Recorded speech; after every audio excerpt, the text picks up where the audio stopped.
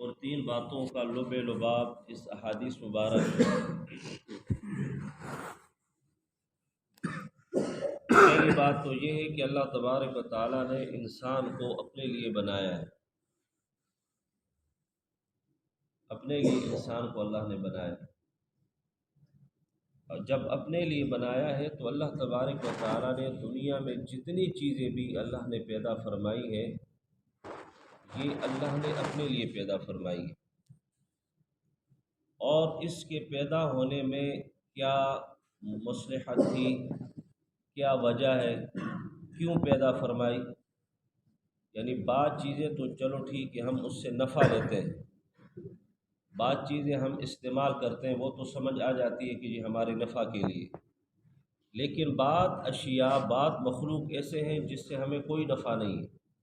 کوئی مکھی سے کیا نفع ہوگا، مچھر سے ہمیں کیا نفع ہے، چیونٹی سے کیا نفع ہے؟ کئی ایسے مخلوق ہیں اللہ تبارک و تعالیٰ کے جو ویسے ہی اللہ نے، ویسے تو نہیں کہوں گا لیکن ہمارے نفع میں نہیں ہے، وہ پھر کیوں پیدا کی اللہ تبارک و تعالیٰ نے؟ اللہ تبارک و تعالیٰ اس کا جواب قرآن مجید میں بار بار ارشاد فرماتے ہیں وَلَكُمْ فِيهَا مَنَافِعُ كَثِيرَةٌ، اس مخلوقات کے پیدا ہونے میں تمہارے لیے بہت بڑے نفع ہیں۔ دنیا چونکہ انسان ناقص العقل ہے اور اس کا عقل محدود ہے، یہ عقل اپنے کھولتا نہیں ہے۔ اگر توجہ کی جائے نا، اگر انسان کو اللہ نے پیدا کیا ہے، ہر چیز کو اختیار اس کو دے دیا کہ کھولو تم، لیکن یہ ہمت نہیں کرتا، بعد وجہ سے یہ اپنے عقل کو کھولتا نہیں ہے۔ بھائی اللہ نے یہ جو مخلوقات جو ہمارے استعمال میں نہیں ہے یا ہم اس کو اپنے استعمال میں نہیں لاتے تو اس کا مقصد یہ نہیں ہے کہ یہ فضول ہے، بلکہ اللہ تبارک و تعالیٰ نے ان کو پیدا کر کے اپنے ساتھ تعلق مضبوط کرنے کے لیے اللہ نے پیدا فرمایا کہ ان اشیاء کو دیکھ کر تمہارا تعلق مجھ سے مضبوط ہو جائے کہ ان کا خالق بھی اللہ ہے اور ہمارا خالق بھی اللہ ہے۔ جب احادیث مبارکہ کے اندر آتا ہے کہ جب ایسے عجیب چیز دیکھ لو تو فوراً کہو سبحان اللہ، مکھی دیکھی سبحان اللہ، یہ خوبصورت خوبصورت یہ طوطے ہوتے ہیں، بڑے خوبصورت پرندے ہوتے ہیں، مچھلیاں ہوتی ہیں، ایسے زبردست قسم کی جگہ ہوتی ہے کہ انسان دیکھ کر غیر اختیاری طور پر وہ کہتا ہے الحمدللہ سبحان اللہ۔ یہ ہے، اس میں ہے وَلَكُمْ فِيهَا مَنَافِعُ كَثِيرَةٌ، کہ بات تو تم استعمال کرتے ہو، گائے کا دودھ لے لیا، گوشت کھا لیا، سبزی کھا لی، جو تمہارے پیٹ میں چلی گئی وہ بھی الحمدللہ، اور بعض چیزیں تمہارے استعمال میں نہیں ہے، تم اس کو نہیں کھا سکتے ہو، اس کو اپنے ضروریات میں نہیں لا سکتے ہو، لیکن اللہ نے اس لیے پیدا فرمائی کہ اس کو دیکھ کر آپ مجھے یاد کر لیں کہ اس کا خالق اور مالک اللہ ہے، اور اس کو خوبصورتی دینے والا، ان کو پر دینے والا، اڑانے والا بھی اللہ ہے، تو اللہ کے ساتھ تعلق ہو جائے گا۔ وَلَكُمْ فِيهَا مَنَافِعُ كَثِيرَةٌ، ایک بات ہوئی۔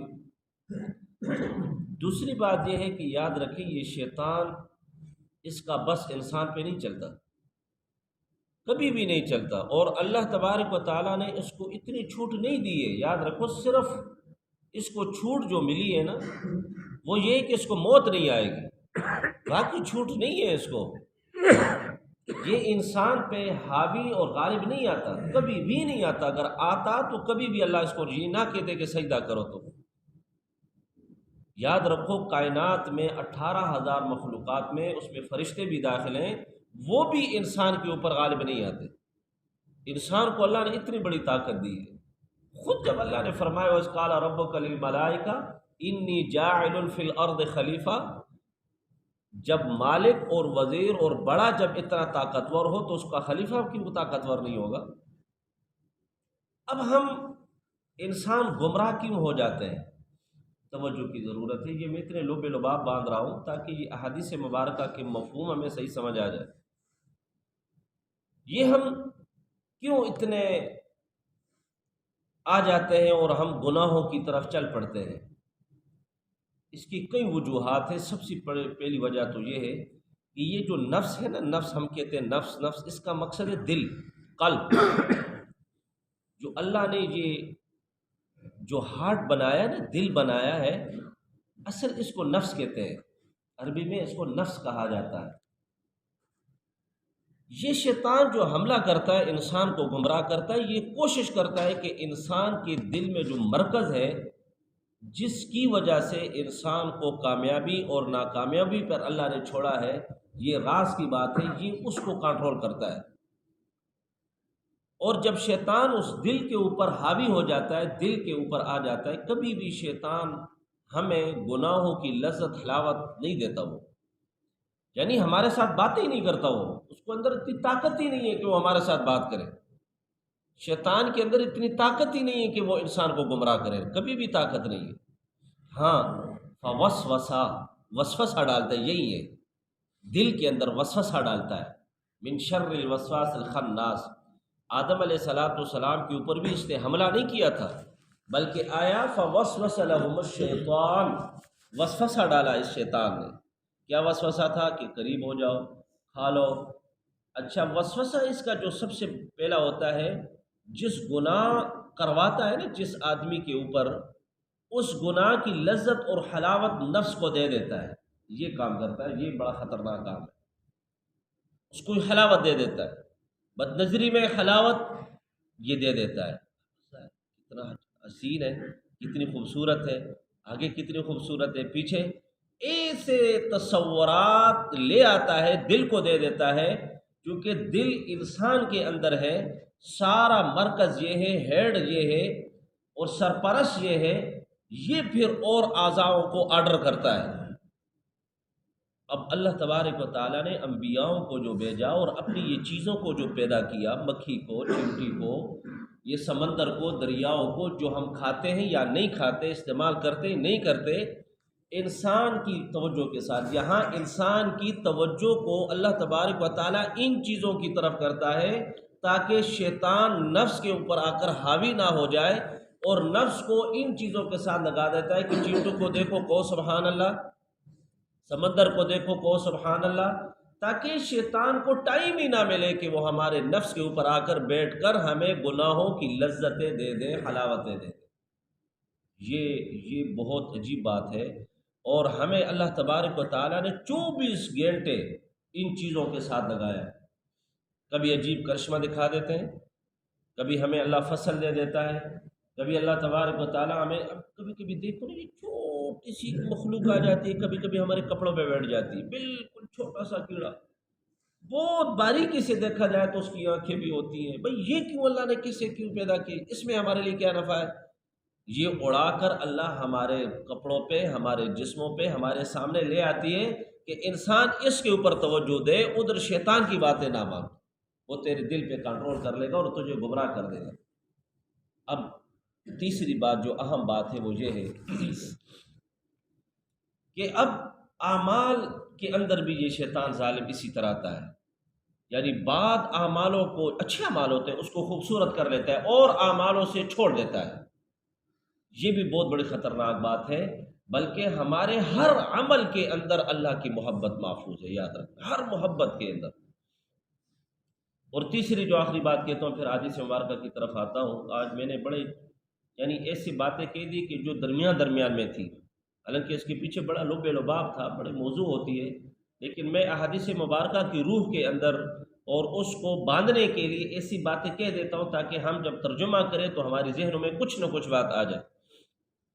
تیسری بات یہ ہے کہ جو ہم دنیا میں جو زندگی گزار رہے ہیں، یہ صبح و شام، یہ ہمارا نفع ہے، یہ ہمارا نقصان ہے، یہ ہمارے لیے اچھا ہے، یہ میرے لیے برا ہے۔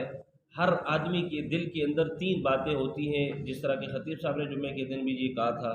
ایک بات تو یہ ہوتی ہے کہ میرے پاس مال زیادہ آ جائے، میری شہرت ہو جائے، میری عمر بڑھ جائے، میں ہر جگہ پر اچھا بن جاؤں، بلند بن جاؤں، تکاثر فی الاموال والاولاد، میرے پاس مال بھی زیادہ ہو، میرے پاس یہ بھی زیادہ ہو۔ اچھا، یہ آخرت کا عکس ہے، الٹ ہے۔ اسی طرح آخرت میں بھی یہی معاملہ ہوگا۔ اللہ نے یہ ہمیں جو چیزیں دی ہیں نا، یہ تقابلیات دی ہیں، یہ ہرس دیا ہے، اسی طرح آخرت میں بھی ہوگی اور ہے اسی طرح۔ اب سوال پوچھتے ہیں صحابہ کرام، ای الاعمال افضل، ای الاعمال افضل، کہ اللہ بہترین، نبی علیہ السلام بہترین اعمال کون سے ہیں، اچھے اعمال کون سے ہیں؟ بھئی اعمال تو سب اچھے ہیں، لیکن یہ پوچھنے کی وجہ یہ تھی کہ ہم دن قیامت کے دن وہ عمل کر کے، کیونکہ بعض اعمال اللہ کے نزدیک بہت محبوب ہے، اور بعض اعمال ایسے ہیں کہ اس کی وجہ سے انسان کو پھرتیلی مل جاتی ہے اوپر، جس کو پروموشن کہتے ہیں، فوراً اوپر چلا جاتا ہے دنیا کے اندر جس طرح ہوتا ہے۔ تو آخرت کے اندر بھی یہی ہوگا، جو کہ ابد الآباد ہے، دنیا تو عارضی ہے، ختم ہو جائے گی، وہ چیز ختم نہیں ہوگی۔ وہاں جو انسان کو افسوس ہوگا، جو مومن و جنتوں کو ہوگا، وہ یہ ہوگا کہ کاش دنیا کے اندر ہم بھی اسی طرح بڑے اعمال کر بیٹھتے اور کر لیتے، تاکہ ہمیں بھی یہ منزل اور یہ مرتبہ مل جاتا۔ اور حدیث مبارکہ کی طرف، اللہ کے نبی علیہ الصلوۃ والسلام کے پاس روایت ہے عبداللہ ابن حبیش سے، سئل ای الاعمال افضل، 5-6 سوالات پوچھتا ہے اللہ کے نبی علیہ الصلوۃ والسلام سے کہ اللہ کے نبی، ای الاعمال افضل، سب سے بہترین اعمال کون سے ہیں؟ نبی علیہ الصلوۃ والسلام نے فرمایا طوم القیام، لمبا کھڑا ہونا نماز کے اندر۔ دیکھو نماز تو پوری عبادت ہے نا، الصلاۃ عماد الدین، رکوع نماز ہے، سجدہ نماز ہے، قرات نماز ہے، تحیات نماز ہے، سلام پھیرنا نماز ہے، سارے نماز ہے۔ لیکن ان اعمالوں میں سے کون سا ایسا عمل ہے کہ نماز میں وہ انسان کو بلند مقام کی طرف لے جاتا ہے؟ وہ ہے طول القیام۔ جو آدمی، جو نمازی نماز کے اندر لمبی جو قیام کرے گا، قیام کا معنی کھڑا ہونا، الحمد شریف کے بعد پھر لمبی قرات کرنا، یہ تمام نماز کے اندر بہترین اعمال اور عبادت کا ایک مغز جڑ یہ ہے کہ انسان اگر کہتا ہے کہ میری نماز مجھے اور اوپر لے جائے اور اوپر لے جائے، تو وہ لمبی لمبی رکعتوں سے، پوری رکعت نہیں، یہ قیام جو کھڑا ہونا ہے نا، اس میں سورہ فاتحہ کے بعد سورہ مزمل پڑھ لی، سورہ تبارک الذی پڑھ لیا، وغیرہ پڑھ لیا، تاکہ یہ لمبی ہو جائے۔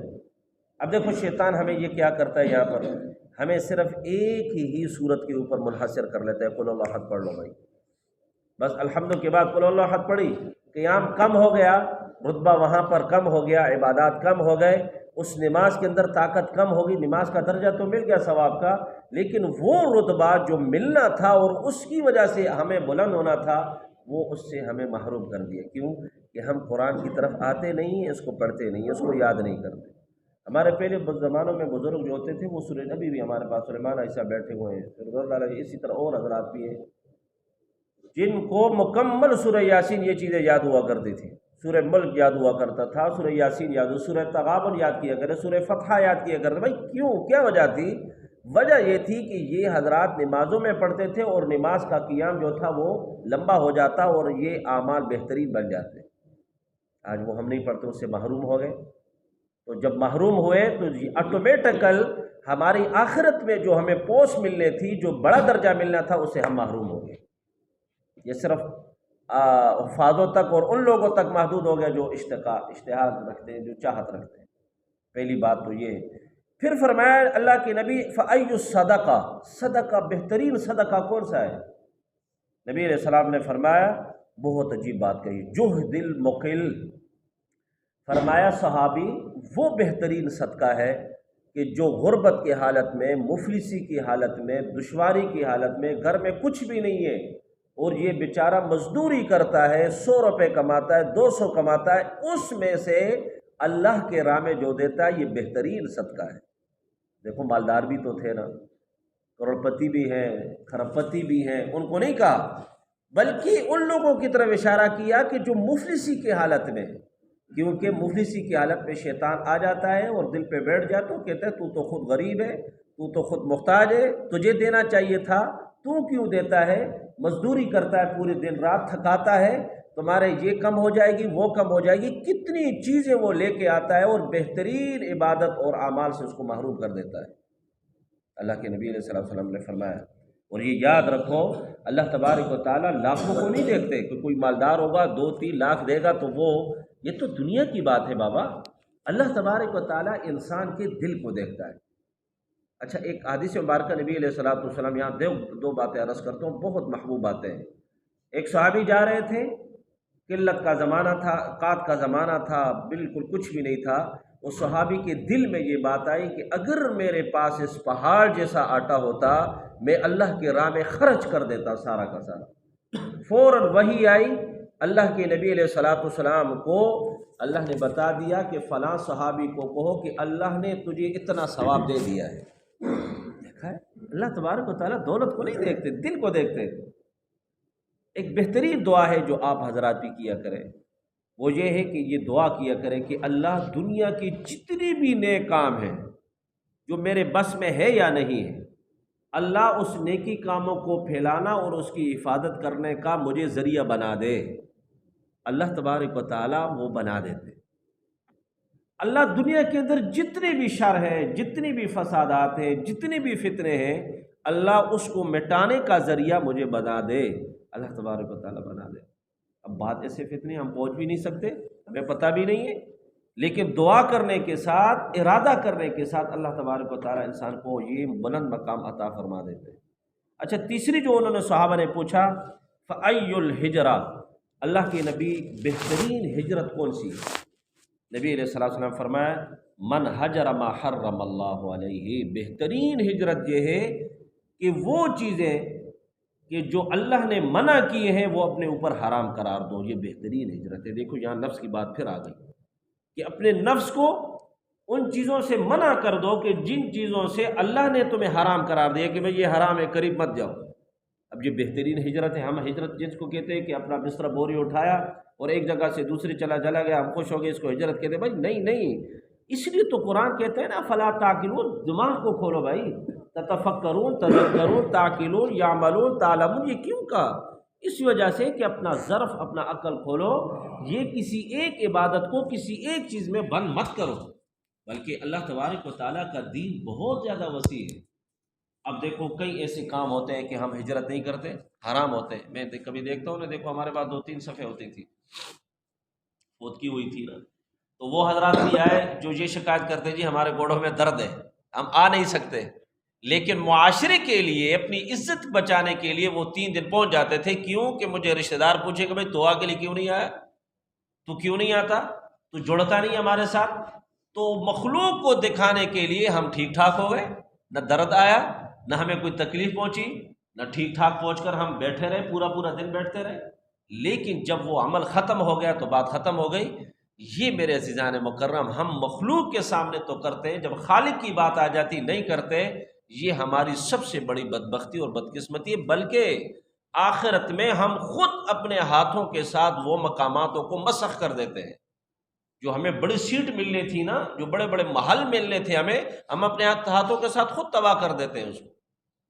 تیسرا جب آخر پوچھا فَأَيُّ الْجِهَادِ أَفْضَلُ، بہترین جہاد کون سا ہے؟ اللہ کے نبی علیہ السلام نے فرمایا من جاہد المشرکین، وہ جو مشرکوں سے لڑتا ہے، اور یہ لڑنا بمالہ و نفسہ، اپنے مال کے ذریعے سے ہو، خود تو جہاد میں نہیں جا سکتا، خود تو ماسکر نہیں جا سکتا، لیکن مجاہدینوں کو بندوق خرید لے، اس کو اسلحہ خرید لے، اس کو جیکٹ خرید لے، جو چیزیں اس کو ضرورت ہے وہ خرید لے، گویا کہ یہ بھی جہاد کر رہا ہے۔ وَنَفْسِهِ، اگر ہے ایمان مضبوط ہے تو خود نکل کر جہاد پہ چلا جائے۔